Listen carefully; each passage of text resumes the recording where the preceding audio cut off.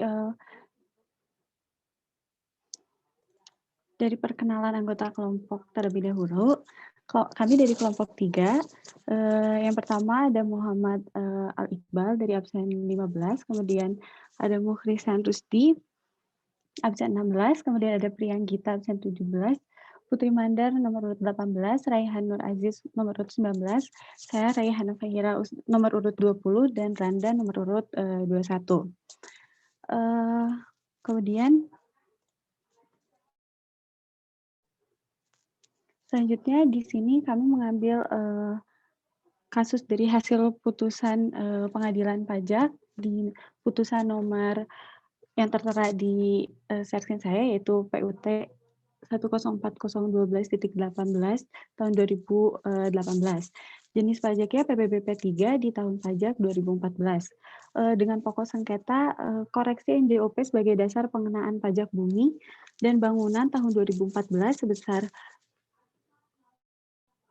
796 juta rupiah yang merupakan koreksi mengenai harga bersih produk galian tambang sebesar sekian. Kemudian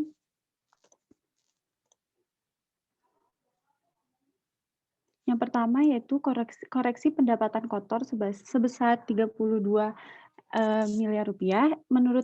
Yang pertama menurut terbanding bahwa HPB rata-rata berdasarkan data dan formula adalah sebesar USD 24.398 per MT atau sekian rupiah berdasarkan pada kurs KMK tahun 2014. Sehingga pendapatan kotor menurut terbanding itu sebesar 317 miliar. Kemudian menurut pemohon banding, HPB rata-rata berdasarkan data dan formula yang sesuai dengan kenyataan dan peraturan yang berlaku adalah sebesar 21 USD atau 267 juta per MT. Sehingga pendapatan kotor menurut pemohon banding itu ada di 284 miliar. Kemudian selanjutnya biaya pengupasan lapisan tanah sebesar 9.580 juta. Menurut terbanding bahwa biaya SR yang ditangguhkan bukan merupakan biaya langsung dalam biaya produksi galian tambang, karena SR yang ditangguhkan merupakan biaya stripping ratio atau overburden removal tahun-tahun sebelumnya, pada saat tambang masih belum berproduksi yang pembiayaannya ditangguhkan dan baru dibiayakan kemudian pada saat tambang telah berproduksi. Sedangkan menurut pemohon banding, biaya stripping ratio yang terjadi pada laporan keuangan tahun 2013 itu sebesar 9 miliar merupakan biaya yang benar-benar terjadi pada tahun 2013, sebagaimana dibuktikan dalam laporan keuangan pemohon banding dan dapat diperhitungkan sebagai biaya dalam menghitung PBB terutang. Kemudian yang selanjutnya mengenai biaya pengambilan hasil galian tanah, menurut terbanding itu biaya pengambilan hasil galian tanah ini terdiri dari 3 biaya. Yang pertama biaya overhead, biaya depresiasi, dan biaya amortisasi. Nah, di sini juga ada perbedaan biaya menurut terbanding dan pemohon banding. Yang pertama biaya overhead menurut terbanding hanya mengakui biaya overhead berupa biaya pemeliharaan dan perbaikan alat operasional tambang karena berhubungan langsung dengan proses produksi. Sedangkan menurut pemohon banding, biaya overhead tambang yang dilaporkan pemohon banding dalam SPOP itu berbeda, bukan sebesar 4 miliar, melainkan sebesar 29 miliar. Kemudian yang kedua, biaya depresiasi. Menurut terbanding mengakui biaya penyusutan atas penggunaan alat berat itu sebesar 10 miliar. Tapi menurut pemohon banding, tidak mengakui depresiasi pada SPT tahunan PPh Badan atas aset yang masih dalam status leasing. Maka biaya yang boleh dicatat bukanlah biaya depresiasi atas aset leasing, namun biaya pembayaran hutang atas aset leasing. Kemudian yang terakhir biaya amortisasi menurut terbanding merupakan pembebanan atas tangguhan biaya eksplorasi, studi kelayakan, serta biaya konstruksi pada saat persiapan tambang. Nah, menurut pemohon banding biaya amortisasi, biaya eksplorasi, dan pengembangan tangguhan sebesar 7 miliar itu harus diperhitungkan sebagai biaya produksi karena tidak mungkin dilakukannya kegiatan eksploitasi tanpa didahului dengan kegiatan eksplorasi. Nah, selanjutnya menurut majelis, koreksi pendapatan kotor sebesar, 32 miliar, bahwa dengan tidak adanya bukti-bukti berupa source dokumen dan bukti pengeluaran, majelis tidak dapat mengetahui kebenaran dari biaya biaya yang dikeluarkan untuk stripping ratio dan dengan tidak adanya bukti pendukung. Sehingga majelis berkesimpulan koreksi terbanding atas biaya pengupasan lahan itu sebesar, 9 miliar tetap dipertahankan. Kemudian yang kedua mengenai biaya pengupasan lapisan tanah, menurut, majelis, dengan tidak adanya bukti-bukti berupa source dokumen dan bukti pengeluaran, majelis tidak dapat, mengetahui kebenaran dari biaya yang dikeluarkan untuk stripping ratio sama itu tadi, sehingga majelis berkesimpulan koreksi terbanding atas biaya pengupasan lahan sebesar 9 miliar itu tetap dipertahankan. Dan yang ketiga, biaya pengambilan, hasil galian tanah. Menurut majelis, biaya overhead tambang, biaya depresiasi, dan biaya amortisasi tidak termasuk dalam biaya pengambilan hasil produksi galian tambang. Oleh karena itu, koreksi biaya pengambilan hasil produksi galian tambang sebesar 33 miliar itu tetap dipertahankan. Kemudian selanjutnya putusan pengadilan. Nah, menolak permohonan banding pemohon banding terhadap keputusan Direktur Jenderal Pajak nomor tersebut tanggal 4 Maret 2016 tentang keberatan pajak bumi dan bangunan atas surat ketetapan pajak bumi dan bangunan atas nama PT PMC bahwa dengan dipertahankannya koreksi terbanding sebagaimana uraian di atas, maka menurut Majelis Koreksi Terbanding atas nilai jual objek pajak sebagai dasar pengenaan pajak sebesar 789 juta 789 miliar 796 juta sudah sesuai dengan ketentuan dan peraturan yang berlaku sehingga tetap dipertahankan.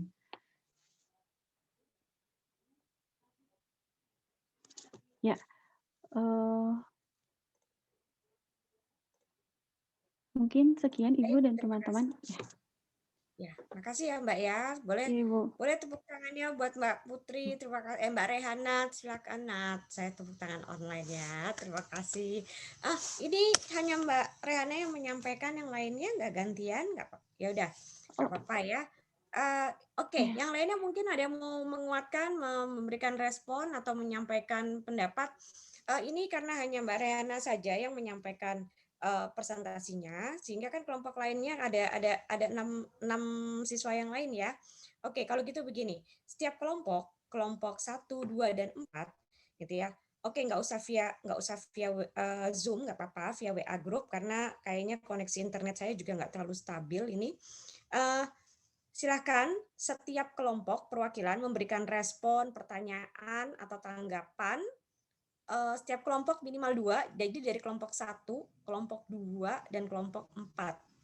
Lalu kemudian 6 siswa yang lain dari kelompok 3 yang tadi belum presentasi, silahkan merespon karena ke 6 pertanyaan, tanggapan, atau respon dari kelompok lain. Silahkan melalui WA group aja. Jadi mekanismenya seperti ini. Misal, saya Fulan dari kelompok 1 ingin menanyakan atau menanggapi begini, begini, begini, begini. Nggak harus bertanya ya, menanggapi atau merespon. Nah, nanti dari kelompok 3 harus ada satu yang merespon pertanyaan atau jawaban dari kelompok 1 tadi ya. Gitu kan Mbak Rehana udah presentasi nih. Berarti yang lainnya ayo kita ikut aktif juga. Oke, nggak apa-apa. Ini saya minta maaf ya karena koneksi internet saya juga khawatir nggak stabil. Biar apa namanya tadi juga Mbak Rehana agak putus-putus suaranya. Mungkin teman-teman bagus, tapi di tempat saya ini agak trouble sedikit, nggak terlalu lancar internetnya. Oke, kalau begitu via WA group saja ya, biar kita bisa record juga untuk activity-nya dan supaya saya juga bisa naikkan ke portal ya. Oke, silahkan di WA group masing-masing. Ini minimal ya, masing-masing dari setiap kelompok 2, lebih boleh. Silahkan kita ke WA group.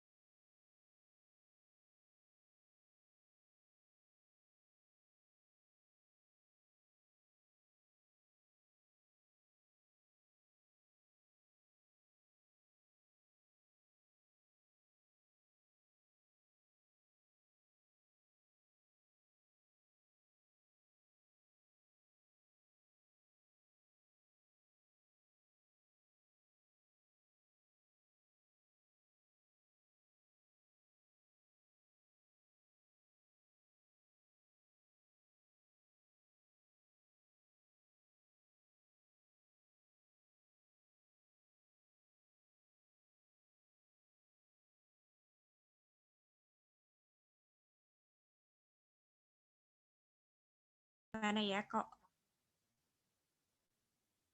apa namanya pertanyaan. Terima kasih untuk responnya. Mostly sudah mendekati atau sudah mengarah ke yang memang yang seperti itu gitu kan ya jawabannya.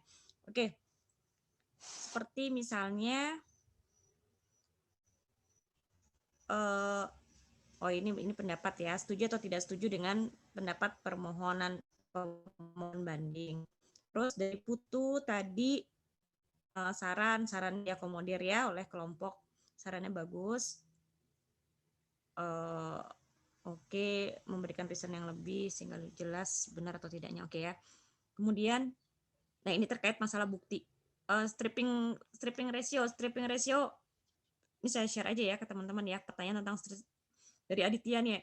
Dari ada pertanyaan tentang Fikri bertanya tentang stripping ratio. Sebentar.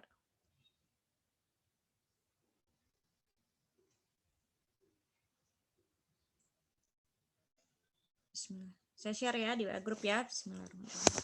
Stripping ratio itu apa?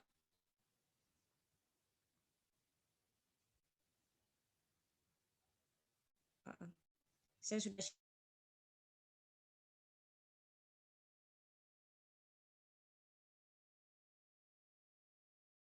di grup paling rendah. Apa itu stripping ratio? Adalah perbandingan antara volume massa batuan yang dibongkar, kan batu-batuan itu dibongkarnya untuk diambil mana yang memang digunakan untuk yang punya nilai ekonomisnya gitu ya kan, tapi tidak semua batu-batuan itu kepake gitu loh, pasti ada yang nggak kepake juga kayak garbage-nya ya, sampah-sampah batuannya.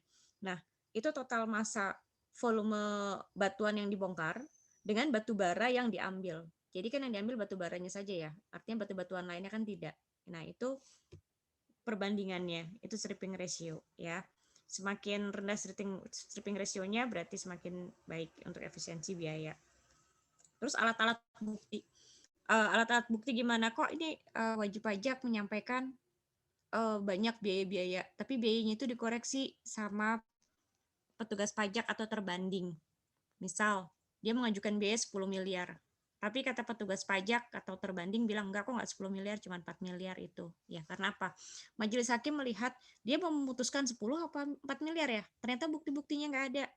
Enggak cukup memang hanya di laporan keuangan saja atau rekapnya saja, tapi harus ada dokumen-dokumen sumber, seperti kwitansi dengan pihak ketiga, kontrak, surat jalan bahwa telah terjadi pengiriman barang, telah terjadi pembelian barang, rekening koran bank, gitu kan ya, faktur pajak, faktur pembelian, nota purchase order, dan banyak dokumen lainnya.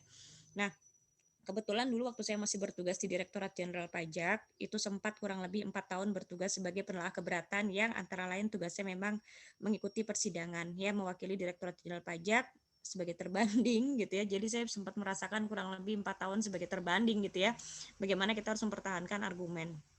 Nah, pada saat di pengadilan pajak, baik fiskus maupun wajib pajak atau terbanding maupun pemohon banding tidak bisa menguatkan argumennya dengan dokumen-dokumen tadi gitu ya yang menguatkan, itu memang pasti pendapatnya tidak bisa dipertahankan. Artinya tidak bisa dikabulkan gitu ya. Jadi dokumen-dokumen sumber itu penting. Jadi nggak boleh hanya laporan keuangan aja. Kalau hanya laporan keuangan aja sangat enak sekali ya. Artinya wajib pajak tuh bisa mengaku-ngaku bahwa omsetnya itu rendah atau biayanya itu tinggi untuk mengurangi pajaknya. Nah, oke. Terus kembali ke masalah tadi ada pertanyaan koreksi fiskal positif atau negatif. Ini gimana sih kok fiskus malah melakukan koreksi fiskal negatif yang menyebabkan PPh-nya turun. Nah ini dia lah, ini masalah integritasnya, masalah objektivitas dan transparansi. Seorang fiskus memang harus fair, gitu ya. Saya dulu juga kebetulan mengerjakan berkas-berkas keberatan, gitu ya. Itu harus fair. Kalau wajib pajak memang harus ada koreksi fiskal negatif, ya kita harus menyampaikan. Artinya kita di sini adalah belajar sebagai menjadi hakim yang adil, gitu loh. Belajar menjadi petugas pajak yang adil. Jika memang kita ada kesalahan dalam menetapkan perpajakan yang menyebabkan wajib pajak itu membayar lebih besar dari yang seharusnya, ya kita harus fair mengakui bahwa kita salah, gitu ya. atau fair mengakui bahwa koreksi fiskal itu terlalu besar sehingga harus dikurangi. Sehingga ada koreksi fiskal negatif. Jadi petugas pajak itu nggak melulu kayak ngepru, artinya targetnya pokoknya pajaknya harus naik, harus ada temuan, enggak gitu. Tapi kita benar-benar jujur, transparan, objektif, adil gitu ya, menetapkan sesuatu pada tempatnya. Kalau memang di kenyataannya wajib pajak tidak harus bayar pajak, tidak dihitung ulang misalnya PPh gitu ya, case-nya, karena waktu itu saya banyak menyelesaikan kasusnya itu memang di PPh gitu ya. Memang dia tidak harusnya masuk dalam perhitungan PPh dengan tarif 25% untuk PPh badan. Ya sudah, karena dia sudah dikenakan final, ya udah kita harus exclude-kan dia, harus keluarkan dia. Bu, pajaknya jadi menjadi lebih kecil dong PPh yang dibayar. Ya sudah, nggak apa-apa, memang kenyataannya seperti itu. Artinya kita harus adil. Gitu ya, petugas pajak itu bukan berarti membuat pajaknya itu harus selalu lebih tinggi, tidak, tapi yang sebagaimana seharusnya. Kondisi kenyataannya di lapangan berdasarkan alat bukti, transaksi, logik, dan kewajaran yang memadai. Nah, kurang lebih seperti itu ya. Mudah-mudahan secara umum bisa menjawab pertanyaan teman-teman secara umum. Nah, kemudian silakan, terima kasih, boleh teman-teman aplaus untuk kelompok 3 dan kita semua. Terima kasih ya untuk kelompok 3. Oke, untuk kelompok yang lain, baik, kita boleh lanjut ke kelompok berikutnya ya. Silakan kelompok berikutnya. Siapa yang mau presentasi?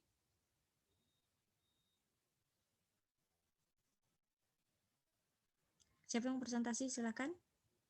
Atau Mbak, boleh dibuat undiannya lagi Mbak. Tadi siapa Mbak Putri ya, Mbak Rehana, makasih ya untuk presentasi dan kelompok 3 lainnya yang udah merespon. Mbak Putri, silakan Mbak Putri untuk dibuat lagi yang kocokan arisannya, siapakah yang presentasi berikutnya? Kelompok 1, Bu. Kelompok 1, silakan.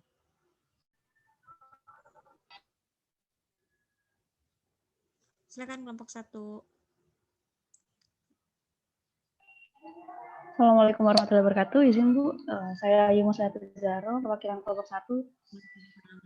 Ya, akan mempresentasikan hasil keputusan sengketa pajak PBB yang kemarin kita kerjakan. Sebelumnya perkenalan dulu kali ya. Perkenalan dulu. Kelompok 1 ada Andi Ardiansyah, ada Anggitia, ada Aprileo, ada Arya, ada saya sendiri Ayu, ada Burhan dan Cynthia. Oke, kita ke kasus sengketanya. Kasus sengketanya ini diambil dari putusan pengadilan pajak nomor PUT 79703 garis miring PP garis miring MXI 18 tahun 2017 di tahun pajak 2013. Wajib pajaknya sendiri itu merupakan perusahaan Eni Indonesia Limited yang beralamat di Jalan Sultan Iskandar Muda, Kaflim 5, Kebayoran Lama, Jakarta Selatan, dan wilayah kerjanya itu berada di wilayah kerja Arguni 1, Papua Barat. Produk usahanya adalah minyak dan gas bumi. Pokok sengketanya adalah penetapan NJOP sebagai dasar pengenaan PBB itu sebesar 754 miliar 40 juta tidak disetujui oleh pemohon banding.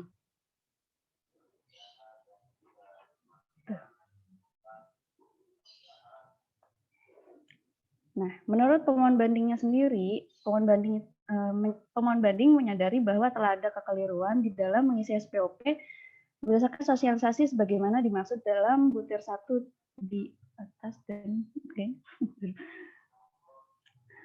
Jadi pemohon banding itu menyadari bahwa telah ada kekeliruan atas petunjuk pengisian SPOP yang tidak sejalan dengan PMK 15. Pemohon banding juga berpendapat bahwa pemohon banding bukan merupakan subjek pajak atas tebing bumi areal offshore di wilayah kerja Papua Barat yang seluas 5.386 miliar 386 juta meter persegi. Menurut pemohon banding lagi, mereka bukanlah sebagai pemegang kuasa pertambangan, melainkan hanya sebagai kontrak kerjasama dari pemerintah.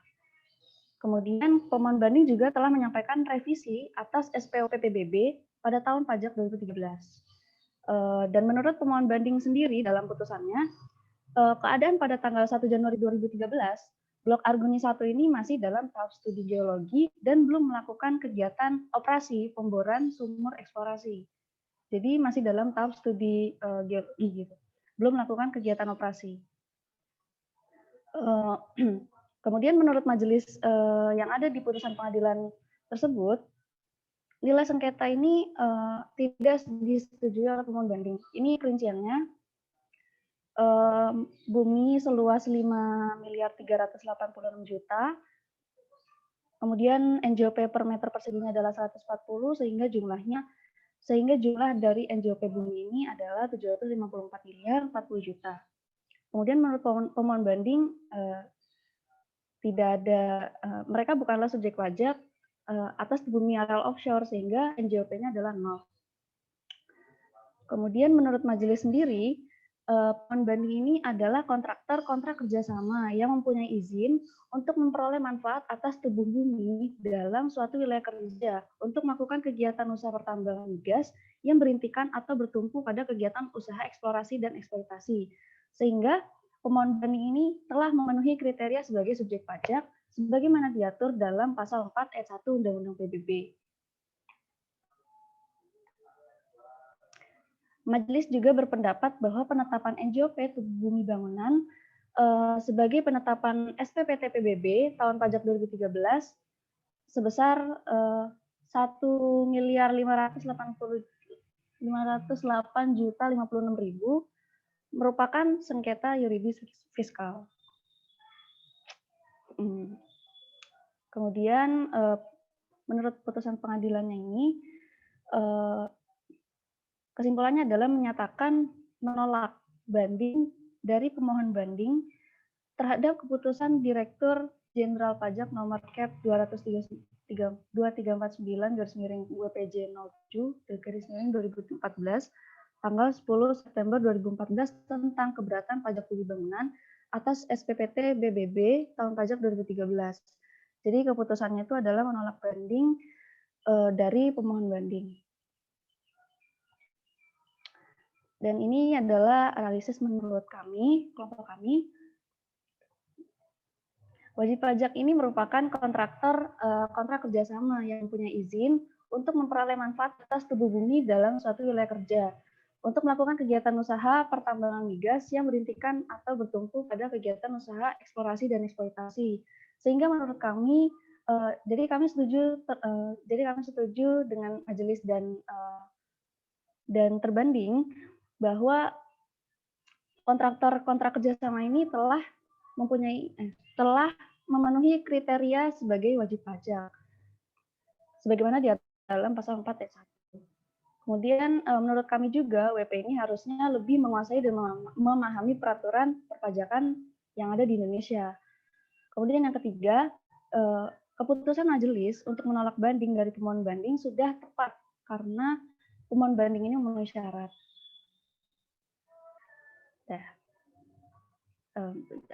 Tunggu.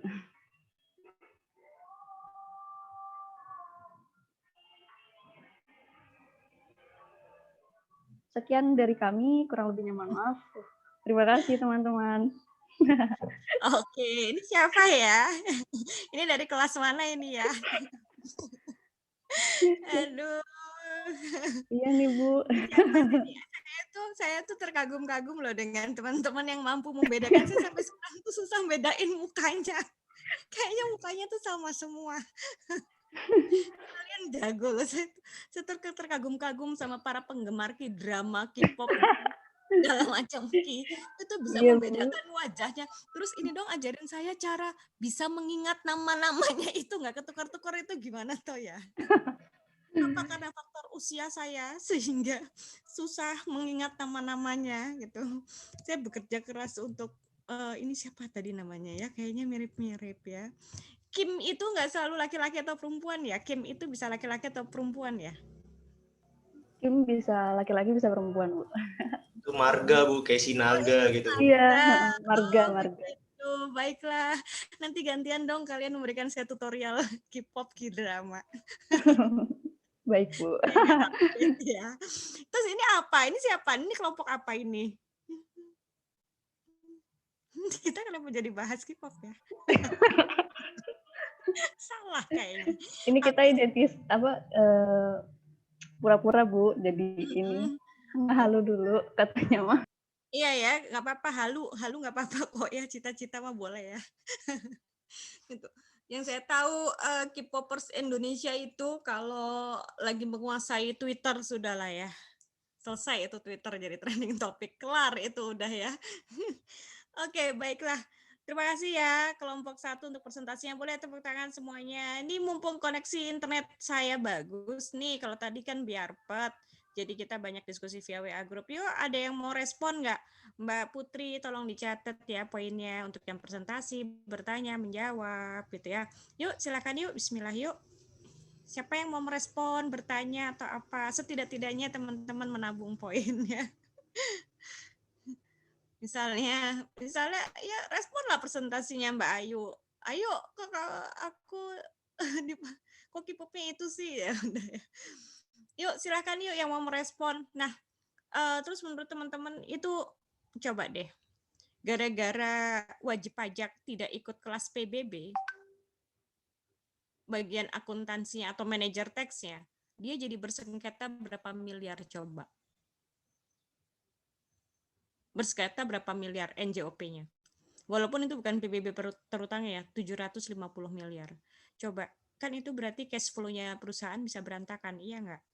Kalau dia seandainya mereka itu paham, oh ternyata subjek pajak itu apa, mereka berpikir, loh kan mereka tuh berpikir gini, banyak pemohon banding atau wajib pajak itu yang berpikir, satu terkait objek pajak ya, bahwa yang dikenakan PBB itu area yang produktif aja. Sementara kalau nggak produktif, lah kan dia cuma rawa, kan dia cuma tempat bebatuan, parkiran. Ngapain itu dikenakan pajak orang nggak menghasilkan? Padahal menurut definisi objek pajak itu, ya objek PBB itu ada emplasment, areal belum produktif, areal tidak produktif, areal produktif gitu ya. Nah, itu kan karena mereka tidak paham.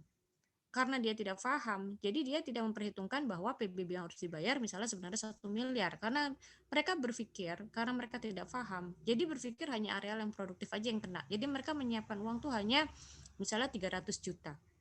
Itu kan berarti mereka menata cash flow perusahaannya nanti bisa salah. Mereka hanya membudgetkan untuk bayar pajak PBB di tahun depan nih 300 miliar gitu. 300 juta misalnya. Ternyata 1 miliar. Nah, itu 700 jutanya harus tutup dari mana? Berarti kan dia harus misalnya mengambil dari cadangan laba ditahan. Iya kalau ada cadangan laba ditahan ya. Kalau nggak ada, berarti harus efisiensi biaya-biaya. Kan nggak mungkin motong gaji karyawan. Sehingga kalau nggak ada cash flow sama sekali bisa jadi berhutang. Itu kan ya. Bisa jadi membatalkan pembelian mesin. Nah, ini gara-gara mereka tidak belajar PBB. Coba tanya sama Mbak Ayu, ya beres tuh ya. Oh gitu loh. Misalnya omnya Mbak Ayu manajer teks di sebuah perusahaan tambang atau perkebunan atau perhutanan besar. Lagi ngobrol, ketemu halal bihalal ngobrol. Yuk, emang itu perawa-rawa itu kena pajak? Iya om, itu harusnya kena pajak. Oh gitu. Nah, kan dari situ coba, ternyata ilmu yang kita pelajari, insya Allah kalau berkah, itu ada manfaatnya. Kita bisa berbagi.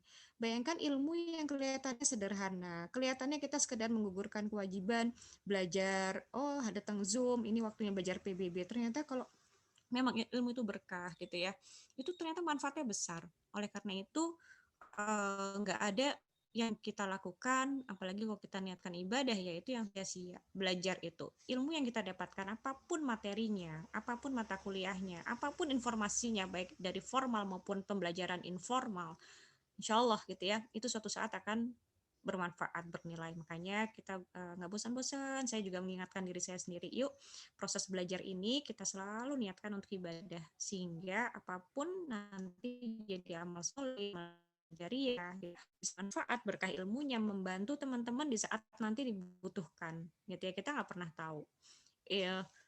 Ilmu yang ternyata sederhana kayak dulu, waktu udah dulu banget ya, saya belajar pajak. Oh, ternyata ini boleh sebagai pengurang biaya. Saya ikut kelas pajak, terus ada informasi tentang peraturan pemerintah baru saat itu gitu ya, udah lama tuh, PP-nya aja tahun 2010 tuh dulu, berarti udah lama banget kan, itu PP 94 tuh kalau nggak salah.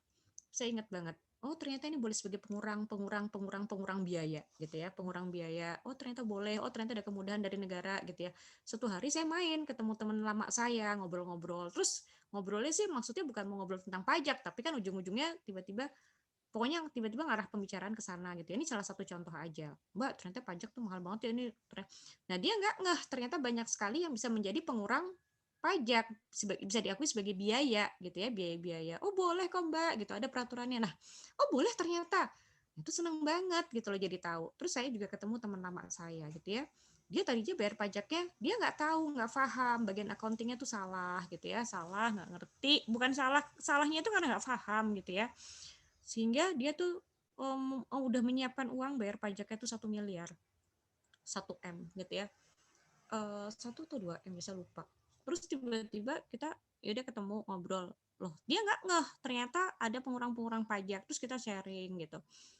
Oh bisa ya ternyata. Oh ternyata cara pengakuan pembiayaannya tuh begini, pendapatannya seperti ini gitu ya. Akhirnya jumlah pajak yang harus dibayar jauh lebih rendah dari yang memang seharusnya lebih rendah karena dia nggak paham. Aduh makasih banget ya gitu loh. Ternyata apa? Cash flow-nya dia jadi bisa terselamatkan. Nah kebetulan salah satu pengusahanya itu, salah satu timnya itu adalah panitia pembangunan masjid gitu loh. Wah gitu. Dia jadi berpikir apa? Kan selisih cash flow-nya ini bisa dipakai untuk menambah-nambah pembangunan biaya masjid gitu ya. Yang kayak gitu savingnya, oh tuh bisa buat bonus karyawannya juga. Kadang informasi yang kelihatannya kita sederhana, kok nggak ada yang kebetulan, kok tiba-tiba saya dapat informasi tentang PP 94, 2010, kok tiba-tiba belajar itu. Kita nggak pernah tahu suatu saat akan bermanfaat. Nah, tapi kembali lagi tadi, kita nanti cobaan kita sebagai ASN itu adalah bagaimana kita bersikap adil, objektif, tidak memanfaatkan kewenangan kita untuk mengambil keuntungan pribadi ya insya Allah gitu. Pokoknya Bismillah, Bismillah. Gini, jujur tuh dalam arti adil tuh gini. Kalau memang dia harusnya tidak bayar pajak karena ada peraturan yang mendukung, sampaikan. Jangan semangatnya karena kita petugas pajak. Kebetulan karena dulu saya diamanahi bertugas di Direktorat Jenderal Pajak gitu ya teman-teman. Karena memang kita ditarget penerimaan pajak, bukan yang berarti kita hantam kromo, pokoknya gimana cara wajib pajak harus bayar pajak terus. Sehingga ketika ada hak-haknya mereka yang bisa meringankan pajak itu kita tidak sampaikan, itu yang nggak boleh. Atau sebaliknya, kita misalnya ya, itu kalau mau dijadikan sarana nego, kalau nauzubillah min dzalik, nauzubillah itu godaannya itu besar loh teman-teman. Jadi gini, misalnya dia harusnya bayar pajaknya 1 miliar gitu ya. Dia tahunya bayar pajaknya 1 miliar. Terus kita sebenarnya tahu nih, ada peraturan perpajakan yang sebenarnya dia nggak harusnya bayar 1 miliar karena ada kemudahan-kemudahan, ada fasilitas, sehingga bayar pajaknya harusnya cuma 400 juta gitu. Terus kita mikir nih nauzubillah min dzalik ya, ini biasanya dilakukan 1-2 oknum. Oknum itu selalu ada gitu ya. Oknum itu selalu ada. Ini jadi pembelajaran buat kita, godaannya itu besar gitu ya. Bahwa wah kan ada selisih 600 juta. Nanti kita nakut-nakutin wajib pajak. Bapak harusnya 1 miliar loh. Bapak mau nggak saya bantu biar pajaknya rendah? Padahal itu memang hak dia. Terus kita minta fee sama dia. Nah itu godaannya besar. Mau nggak kira-kira dia nambahin ngasih cash transfer kita 100 juta? Ya mau lah. Dia cuma bayar pajak 400 juta, tambah 100 juta kasih ke kita. Nauzubillah min dzalik gitu ya. Jadi dia ada penghematan. Nah itu jangan sampai pengetahuan kita itu dibuat untuk sesuatu yang menzolimi hak orang lain, apalagi hak negara ya. Kalau kita menzolimi hak negara, 1 rupiah aja teman-teman, astagfirullah. Saya mohon ampun sama Allah kalau banyak khilaf saya selama ini gitu ya. 1 rupiah aja kita menzolimi hak negara. Itu pada hakikatnya kita sedang menzolimi 280 juta rakyat Indonesia yang lain. Karena dalam setiap uang negara, setiap sennya, itu ada hak orang lain. Saya tidak khawatir dengan kalian anak-anak pintar, teman-teman tuh anak-anak baik gitu ya. Insya Allah lah, kalau masalah lulus, kalian semangat sekolahnya, nanti selesai D3 bekerja, nanti semangat lanjutin lagi S1-nya atau D4, nanti S2, S3, kalian anak hebat. Cuma satu, jaga integritas ya. Bismillah, kita semampu-mampunya jaga integritas. Terus yang kedua, melayani. Menjadi PNS itu mengabdi. Kita sudah mewakafkan diri kita. Niatnya bukan untuk kaya, bukan cari uang. Kalau kaya cari uang, itu kalian jadi pengusaha. Kalian sekolahnya di manajemen bisnis kampus lain. Kalian jualan. Kalian belajar bisnis. Kalau mau masuk PNS, itu nama itunya. Saya mengabdi, melayani. Sehingga latihan bersabarlah ketika kita harus melayani orang-orang yang mengedukasi orang-orang yang nggak paham, membantu orang-orang yang belum bisa nanti gitu ya.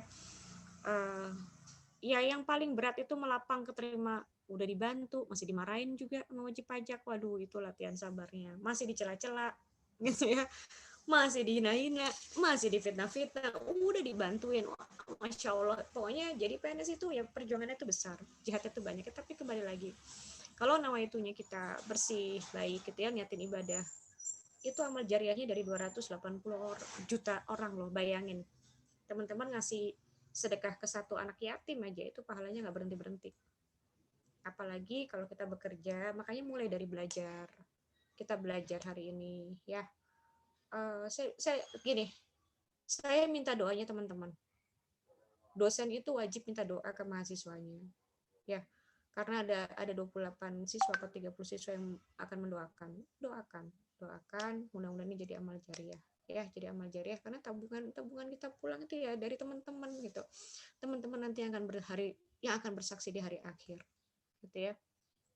Teman-teman lah yang jadi jalan yang Maha Kuasa mengabulkan doa-doa saya, gitu ya. Dosen itu harus berterima kasih sama mahasiswa. Kenapa? Kalau nggak ada mahasiswa, dosen beramal solihnya gimana? Justru karena ada di mahasiswa, kami para dosen dikasih jalan sama Yang Maha Kuasa untuk berbagi ilmu, dan ilmu itu amal jariah. Ya, nanti kalian sudah bekerja, lurusin niat. Nanti ada 1 rupiah saja uang negara yang masuk ke kas negara, itu untuk membantu 282 juta rakyat Indonesia. Dapat baksos, dapat sembako, vaksinnya gratis untuk kesehatan mereka. Ya, itu uang APBN itu. Dan kalian yang bekerja, jangan berpikir bahwa kita bekerja itu hanya untuk dapat gajinya aja setiap bulan. Pahala kalian itu akan jauh lebih besar daripada membantu orang tua dan saudara kita saja dengan uang gaji kita, itu pahalanya besar banget. Tapi pahala yang Tuhan sediakan jauh lebih besar dari itu. Kalian sedang membantu 280 juta rakyat Indonesia yang dari Sabang sampai Merauke, yang ada anak yatimnya di sana, ada du'afanya di sana. Itu semua kita bisa dapatkan kalau niat bekerjanya itu yang benar. Kita ya sama-sama lillah. Makanya jangan lupa ketika kalian mulai belajar sekarang sampai kalian bekerja, niatin ini ibadah. Ya Allah, saya mau belajar, saya mau bekerja karena Engkau ya Allah. Jadi semua letih kita itu nanti diperhitungkan sebagai amal soleh. Tapi kalau kita nggak pakai niat, ya udah kalian hanya dapat kita hanya dapat letihnya, capeknya, gitu ya. Hanya dapat susahnya, hanya dapat ngelemburnya, hanya dapat celaannya, hanya dapat gajinya saja, gitu ya. Tapi nggak dapat keberkahannya dan amal baiknya, ya. Saya nggak lupa. Justru niat yang semua dimulai dari niat. Niat inilah yang membuat ketika kita malas jadi cepat lagi mood, cepat lagi rajin. Ketika kita bosan, cepat lagi moodnya. Ketika kita letih, cepat lagi terhiburnya, letihnya hilang, ya. Niat, ada keberkahan di situ, ya. Niatnya selalu yang ke atas.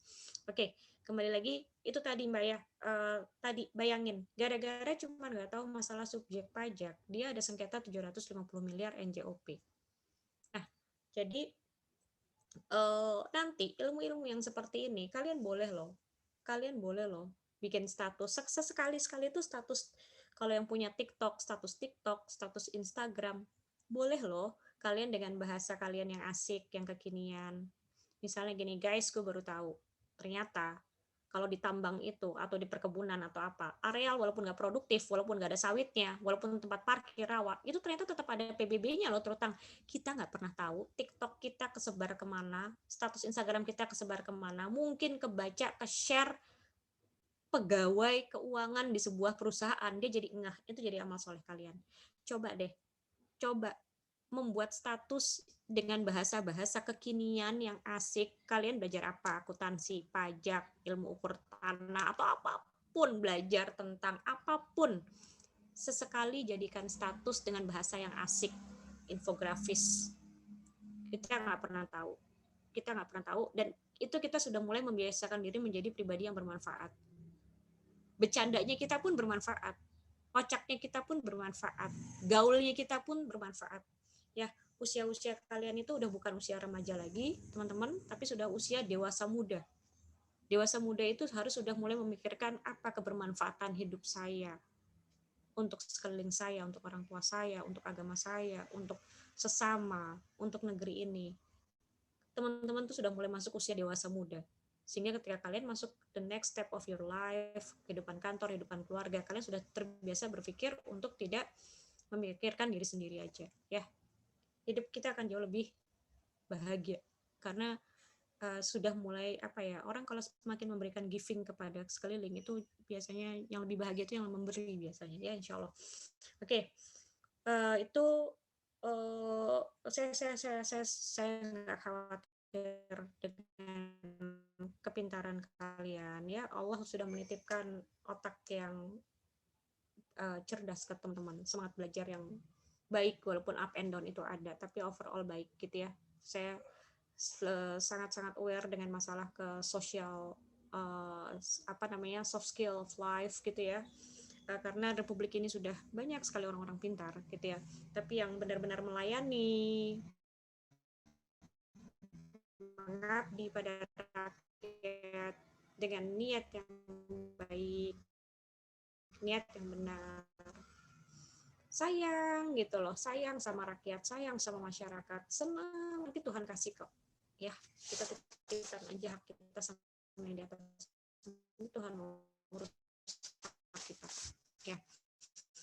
Dah, itu yang punya jiwa melayani, yang senang kalau membantu orang, senang kalau nolongin orang. Gitu ya.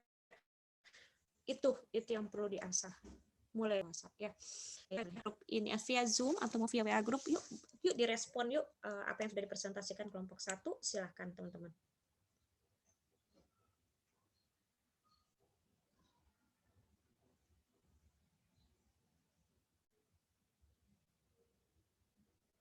Yuk silakan, mau via WA group saja. Boleh, yuk via WA group saja kalau teman-teman lebih nyaman via WA group ya. Perwakilan tiap kelompok ada ya, satu aja deh, minimal perwakilan tiap kelompok satu ya yang menyampaikan ya. Yuk.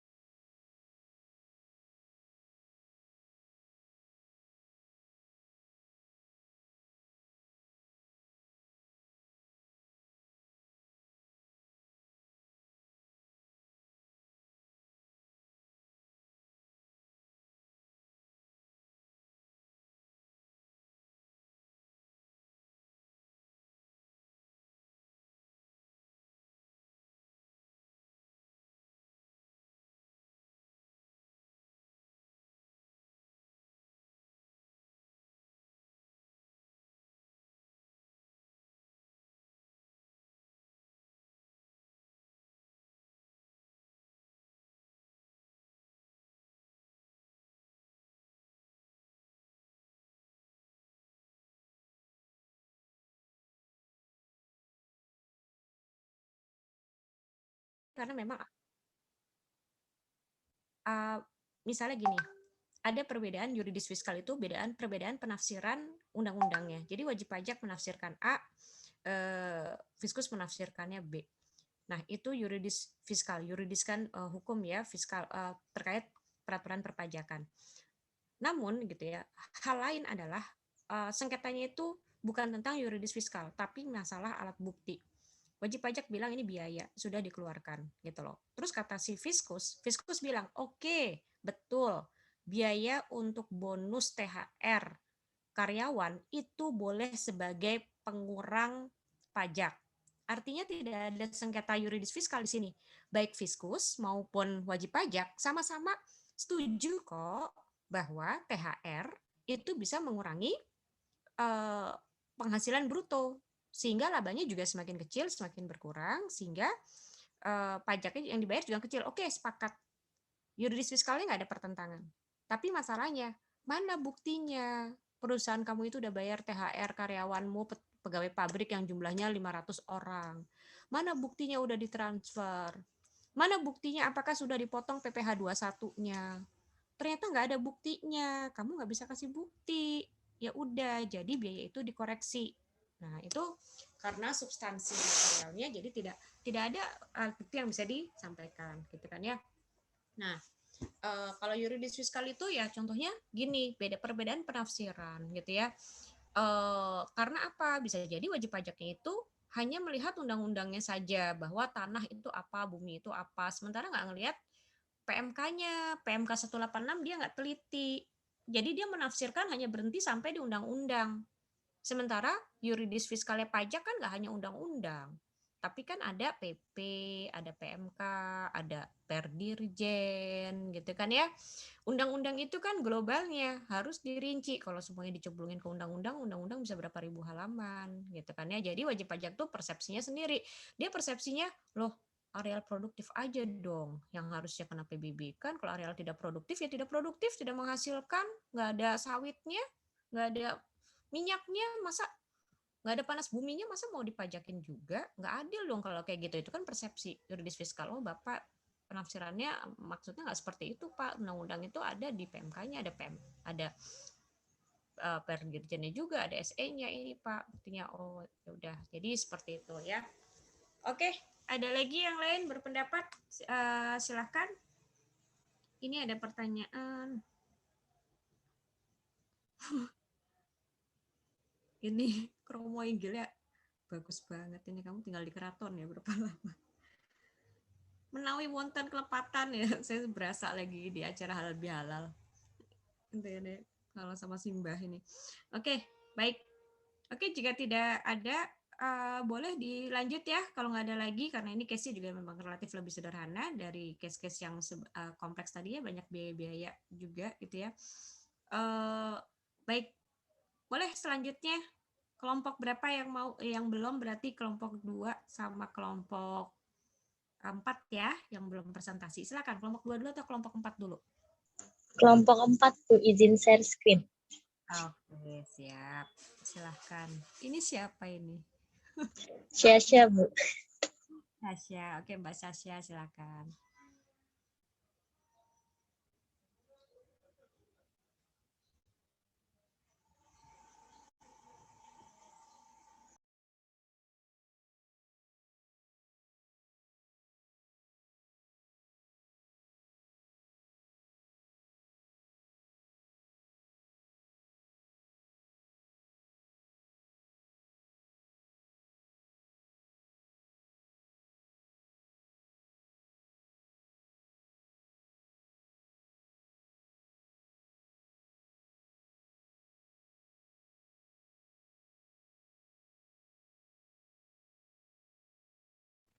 Sudah terlihat Bu?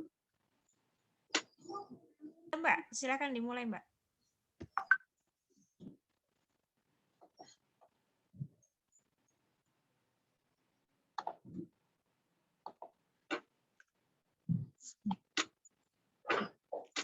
Sebenarnya kami dari kelompok 4. Di kelompok 4 ada Rian, ada saya, ada Wirda, ada Wesley, ada Mbak Vanessa, ada Yofi, sama ada Yuda. Nah, di kelompok kami membuat resume mengenai putusan pengadilan nomor putusan 73.254 tahun 2016. Jenis pajak yang diperkarakan adalah pajak PBB, di mana tahun pajaknya tahun pajak 2016 Bu, itu tipu. Pokok sengketanya bahwa nilai sengketa terbukti dalam sengketa banding ini adalah koreksi objek pajak bumi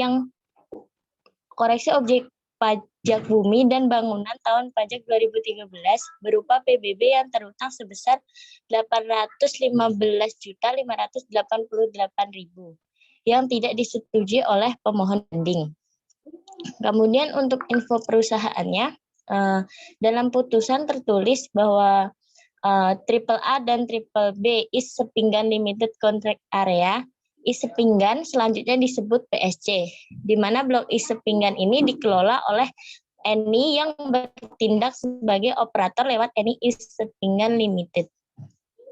Nah, menurut terbanding, di mana terbanding ini mempertahankan koreksinya, menyampaikan alasan yang mendasari koreksinya, baik secara lisan maupun tertulis. Dilengkapi dengan hasil analisa pengujian, fakta, kesimpulan, dan pendapat yang didasari peraturan perpajakan yang berlaku. di mana tertuang dalam surat uraian banding yang dikutip dalam putusannya, serta diberikan penjelasan secara lisan maupun tertulis terkait dengan hasil analisa terhadap bukti serta fakta yang terungkap di dalam persidangan. Nah, kemudian menurut pemohon bandingnya, dalam rangka mendukung alasan pengajuan bandingnya, pemohon banding secara implisit maupun eksplisit memohon kepada majelis hakim untuk membatalkan koreksi yang dilakukan terbanding dengan menyampaikan alasan ketidaksetujuannya, baik lisan maupun tertulis, hasil analisa pengujian, kesimpulan yang tertuang di dalam surat banding. Nah, sedangkan menurut majelis, yang pertama, terbanding telah menerbitkan SPPT Tubuh Bumi masa pajak Januari sampai dengan Desember 2013 sebesar NOP 31 miliar sekian tanggal 30 April 2013. Yang kedua, pemohon banding telah mengajukan keberatan dengan surat nomor FIN/SEP/2013/nomor 1858 pada tanggal 24 September 2013. Di mana di dalam tabel tertuliskan dasar pengenaan pajaknya semula adalah 2.912.900.000 dikurangi 0 dan hasilnya harusnya tetap. Yang ketiga, pemohon banding tidak setuju terhadap pengenaan pajak bumi dan bangunan, minyak dan gas bumi terhutang atas tubuh bumi tahun pajak 2013 sebesar Rp815.588.000. Yang keempat, pemohon banding bukan sebagai pemegang kuasa pertambangan, melainkan sebagai K3S dari pemerintah. Yang kelima, areal tubuh bumi dalam wilayah kerja offshore adalah terbuka untuk umum dan dapat digunakan oleh pihak lain tanpa meminta persetujuan K3S. Contohnya adalah untuk kegiatan pelayaran dan perekonomian, kecuali atas areal yang dimanfaatkan pada waktu pemboran sumur dalam radius tertentu akan steril dari kegiatan lain. Yang keenam, bahwa terbanding menerbitkan Peraturan Direktur Jenderal Pajak Nomor Peraturan 45/PJ/2013 tertanggal 20 Desember 2013 tentang tata cara pengenaan pajak bumi dan bangunan sektor pertambangan untuk pertambangan minyak bumi, gas bumi, dan panas bumi yang berlaku masa pajaknya 2014 dan seterusnya. Diperbaiki dengan Peraturan Dirjen Pajak Nomor Per 11/PJ/2012 tanggal 20 April 2012. Kemudian selanjutnya di samping itu pemohon banding menyampaikan bahwa pemohon banding telah menyampaikan revisi SPOP pajak bumi dan bangunan tahun 2013.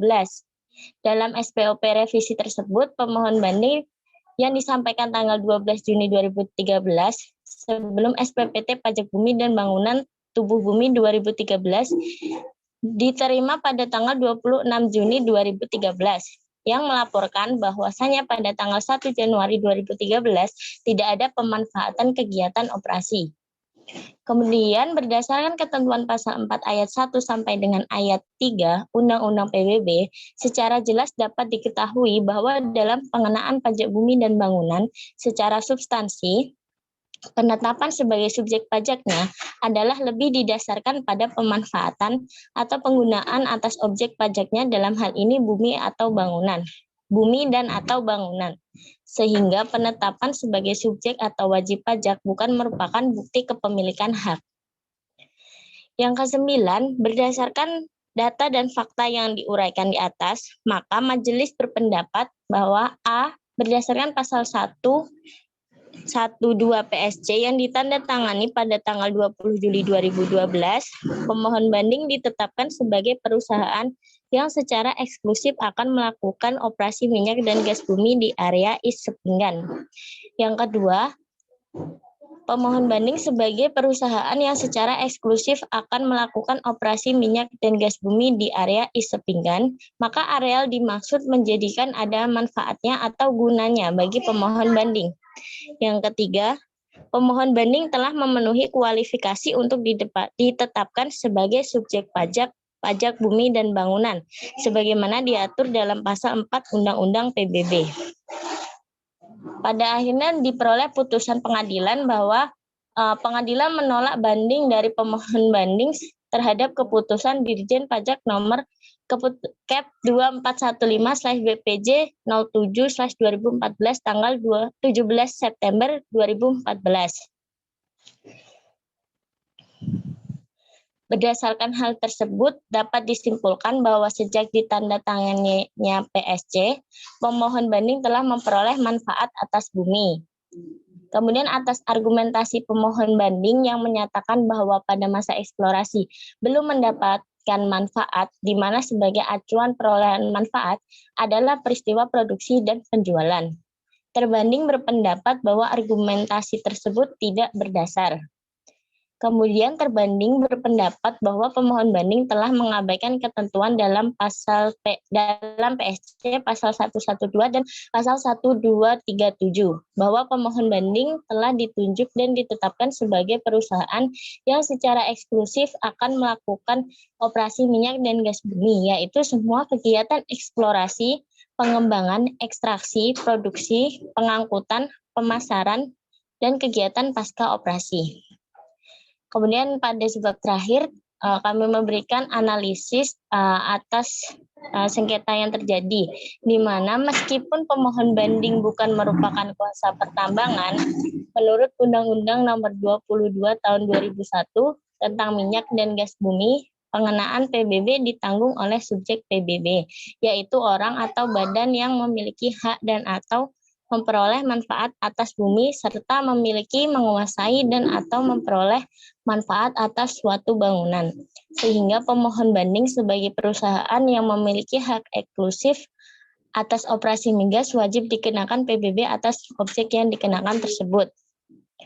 Untuk area Blok I Sepinggan yang masih dalam tahap studi geologi dan belum melakukan kegiatan operasi pemboran sumur eksplorasi maupun seismik, tidak dapat dikecualikan dari objek PBB yang tidak dikenakan PBB migas, tercantum dalam pasal 3 ayat 1 Undang-Undang PBB, sehingga areal tersebut tetap dikenakan PBB.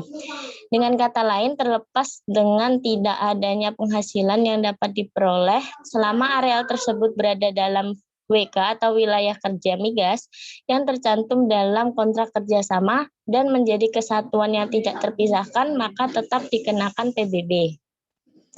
Sekian dari kelompok kami, Bu.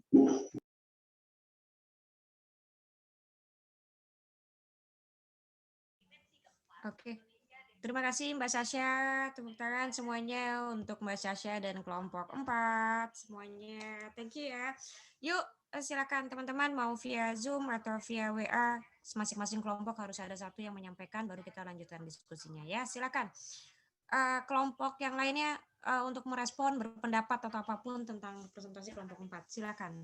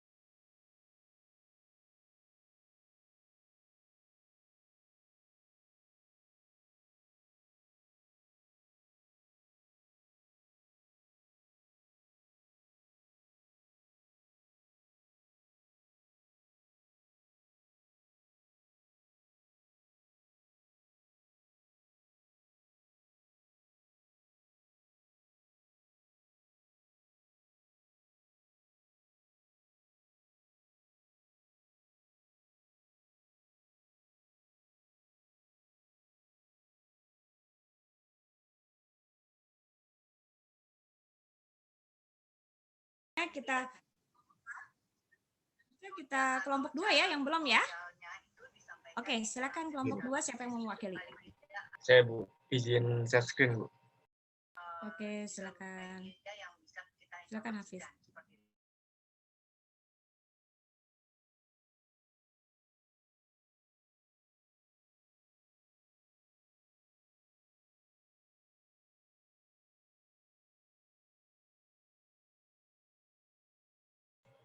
Apakah slide-nya sudah terlihat, Bu dan teman-teman? Sudah.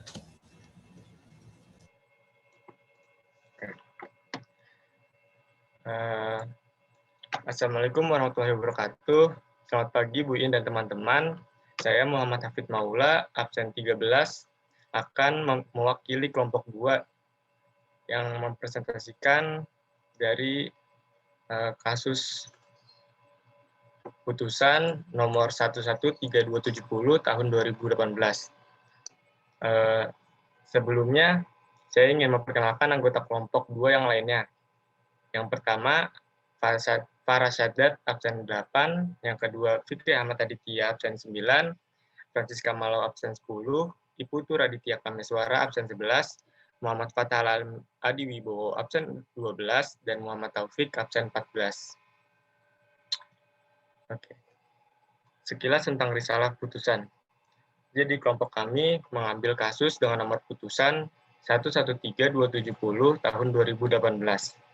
Yang putusannya ditetapkan pada tanggal 18 September 2018 dengan jenis pajak PBB P3 dan tahun pajak 2014. Kami membagi pokok bahasan menjadi 8. Yang pertama, pokok sengketa. Yang kedua, identitas wajib pajak. Yang ketiga, wilayah kerja kanwil yang menangani. Yang keempat, menurut terbanding. Yang kelima, menurut pemohon banding. Yang keenam, menurut majelis. Yang ketujuh, putusan pengadilan. Dan yang kedelapan, analisis dari kelompok kami. Yang pertama, pokok sengketa. Yang menjadi pokok sengketa dari kasus ini yaitu nilai sengketa pajak bumi dan bangunan yang terutang tahun pajak 2014 terbukti dalam sengketa banding ini adalah sebesar Rp1.396.723 yang tidak disetujui oleh pemohon banding. Kemudian identitas wajib pajak. Identitas wajib pajak dalam kasus ini yaitu badan usaha atas nama PT Trubaindo Coal Mining yang beralamat di Kampung Muara Bunyut, Melak, Kutai Barat. Yang produk usahanya adalah pertambangan batu bara dengan nomor objek pajak 6405007283240012-3. Kemudian wilayah kerja kanwil yang menangani, yaitu Kantor Pelayanan Pajak Pratama Tenggarong yang berada di Kota Samarinda, Provinsi Kalimantan Timur. Kemudian menurut terbanding atau fiskus. Yang pertama, fiskus telah melakukan upaya atas permohonan yang diajukan oleh wajib pajak. Upaya-upaya tersebut antara lain yang pertama telah meminta penjelasan kepada Direktur Ekstensifikasi dan Penilaian. Yang kedua, Direktur Ekstensifikasi dan Penilaian telah memberikan pendapatnya bahwa yang dilakukan sudah benar. Kemudian meminta wajib pajak untuk hadir dalam rangka memberi upaya tetapi wajib pajak tidak hadir. Dan fiskus melakukan proses penelitian dan dilakukan pula pemeriksaan oleh BPK dan dinyatakan bahwa penetapan PBB terutang yang dilakukan sebelumnya sudah benar. Selain itu, kondisi ini pun sudah disepakati oleh wajib pajak itu sendiri. Kemudian pada tanggal 16 Desember 2015, berdasarkan SK Pembetulan, KPP Pratama Tenggarong menerbitkan kembali SPPT PBB. Dan untuk mendukung penerbitan SPPT PBB yang dimaksud, terbanding telah mengirimkan surat permintaan dokumen, data informasi, dan atau keterangan kepada pimpinan pengelola informasi dan komunikasi BPK melalui surat nomor S725-WPJ14-BD06 tahun 2017, tanggal 2 Agustus 2017 dan telah dipenuhi oleh fiskus. Dan hasil perhitungan PBB terutang dapat dilihat ini pada slide berikutnya. Jadi menurut wajib pajak, PBB yang terutang itu adalah sebesar Rp754.194.908. Dan sedangkan menurut Fiskus adalah sebesar Rp1.396.723. Jadi wajib pajak masih ada kurang bayar, yaitu sebesar Rp316.201.815. Kemudian menurut pemohon banding atau wajib pajak.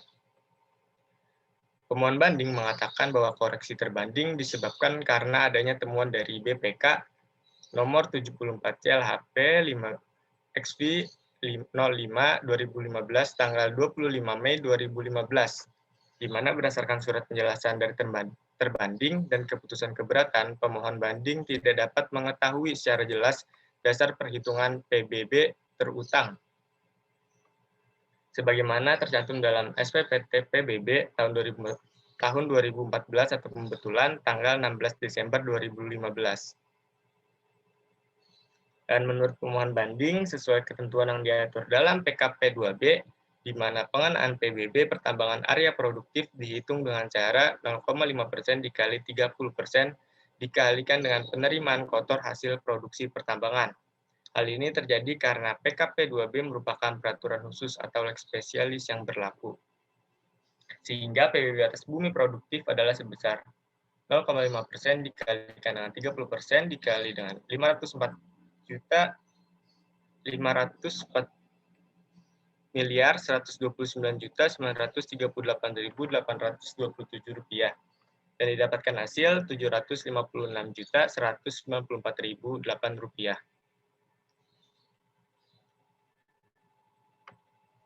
Kemudian menurut majelis terbanding menerbitkan SPPT sebesar Rp918.498.731 berdasarkan SPOP pemohon banding. Kemudian terdapat pemeriksaan BPK yang menetapkan PBB terutang sebesar Rp1.072.396.723. Atas pemeriksaan ini, terbanding menerbitkan SPPT pembetulan secara jabatan, bahwa atas SPPT pembetulan ini, pemohon banding mengajukan keberatan dan banding dengan PBB sejumlah Rp756.194.908. Jumlah tersebut lebih kecil dari SPPT awal, sehingga sengketa hingga banding ini adalah sebesar Rp316.201.815. Kemudian, menurut majelis, BPK RI juga melakukan perhitungan kembali atas SPPT pemohon banding tahun 2014 untuk tubuh bumi dengan perincian. Yang pertama, perhitungan DPP atau penerimaan kotor hasil pertambangan adalah berdasarkan perbandingan produksi yang terdapat dalam Annual Report Holding PT Bayan Resources, yang mana produksi holding adalah sebesar 13,70 juta ton. Sedangkan produksi pemohon banding adalah 0,70 juta ton, sehingga perbandingannya adalah sebesar 5,11%. Kemudian yang kedua, penjualan holding adalah sebesar $1.147.467.928 sehingga penjualan pemohon banding adalah sebesar $56.629.748 US dollar.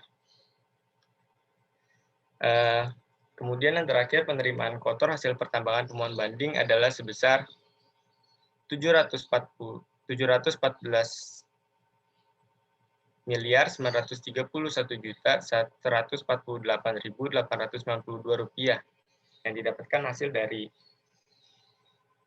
penjualan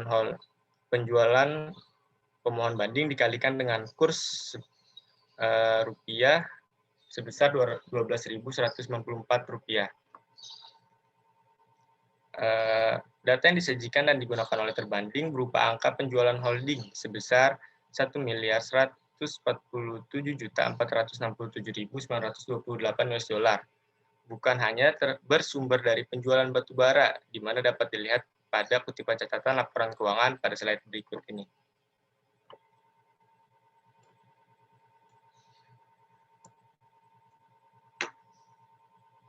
Jadi menurut majelis, berdasarkan fakta dalam persidangan diketahui, data yang disajikan dan digunakan oleh terbanding yaitu berupa angka penjualan holding sebesar 1.147.467.928 US dollar adalah bukan hanya bersumber dari penjualan batubara. Di samping itu, nilai penjualan batubara sebesar 1.134.193.134 US dollar. Aquo terdiri dari beberapa spesifikasi kualitas batubara dengan harga yang berbeda-beda. Jadi, majelis meyakini bahwa penghitungan pemohon banding atas penghasilan bruto telah sesuai dengan ketentuan yang berlaku.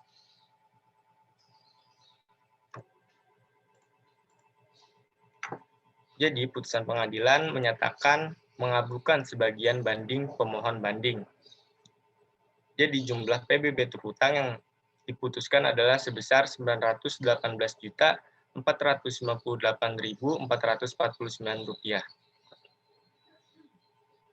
Kemudian analisis dari kelompok kami, yaitu ada 3 catatan yang kami berikan. Yang pertama, Fiskus sebaiknya lebih berhati-hati dalam menentukan besarnya PBB terhutang dan harus betul-betul sesuai dengan kondisi yang ada dan juga sesuai dengan peraturan terkini yang mengaturnya. Yang kedua, wajib pajak harus lebih cerdas dalam artian jika merasa keberatan, segera ajukan permohonan keberatan dan ikuti segala prosesnya dengan sungguh-sungguh. Dan yang terakhir, pengadilan pajak adalah tempat untuk memutuskan besar PBB terhutang yang dipersengketakan. Setelah putusan, pihak-pihak yang keberatan dapat mengajukan banding jika merasa belum puas. Akan tetapi, ketika sudah pada putusan tertinggi dan mempunyai kekuatan hukum yang tetap, maka seluruh pihak harus menerima apapun keputusannya tersebut. Mungkin itu saja yang dapat saya sampaikan. Mohon maaf apabila ada kesalahan. Terima kasih Bu In dan teman-teman atas perhatiannya. Sekian dari saya. Wassalamualaikum warahmatullahi wabarakatuh.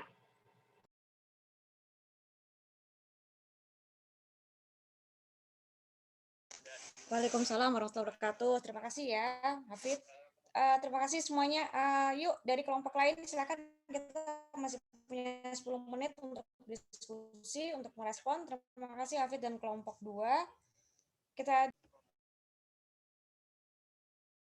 teman-teman tolong berdiskusi di WA Group sambil saya pantau dan saya izin menyelesaikan dulu administrasi di portal ya. Yuk. Baik, Bu.